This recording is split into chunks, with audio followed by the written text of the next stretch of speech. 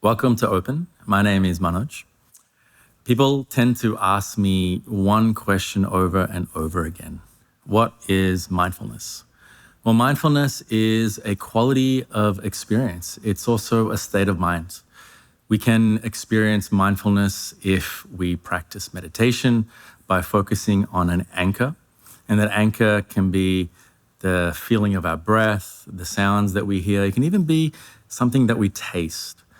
But mindfulness can also be experienced in multiple ways. We can experience mindfulness if we are eating our food and all of our senses are engaged in that experience. When we're having a conversation with someone and we're fully immersed in that moment. We can even have it listening to some of our favorite music and we feel this sense of getting lost in the experience. We're not actually getting lost, we're actually getting really present to the experience. And this is mindfulness. Why should we practice mindfulness? Well, do you want to be more present in your life? Do you want to feel more connected to the people in it, the things that you do, the things that you love? Mindfulness can help. It's also really great for our brains when we're practicing simply being present in this moment with a non-judgmental attitude. We're actually activating and working with the frontal lobe of the brain. The frontal lobe of the brain is actually renowned and known for its executive function. And executive function simply helps us plan, analyze. It also helps us with our memory and our emotion regulation. The other thing that mindfulness actually does, it shrinks the amygdala, which is the stress center of the brain. When we reduce the size of the amygdala, we're more able to respond to life's demands a lot better.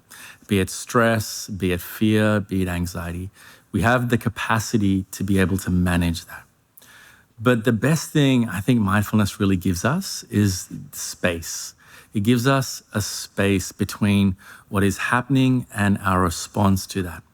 When we're mindful, we can better respond as opposed to react. So how? How do we do it? Like I said, there's multiple ways we can do that. But I would suggest one of the best ways to do it is through meditation practice. So all you really need to do is find an anchor, and you can do it right now as you're listening to me. Notice how your feet are touching the floor. Go on, take a moment and just notice that.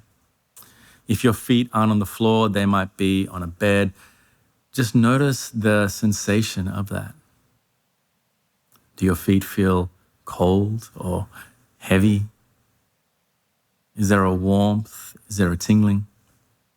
You might even like to simply close your eyes and for the next few moments, just listen to my voice. And as you listen to my voice, simply become aware of it. You don't have to judge my voice. You don't have to create a story around my voice. Just become aware of the feeling of my voice as it enters the earlobes. And perhaps a really simple way is to now notice your breath. You can keep your eyes open, keep your eyes closed, but notice where your breath is. Is it around your chest? Is it in your belly? Where does your breath feel the most obvious?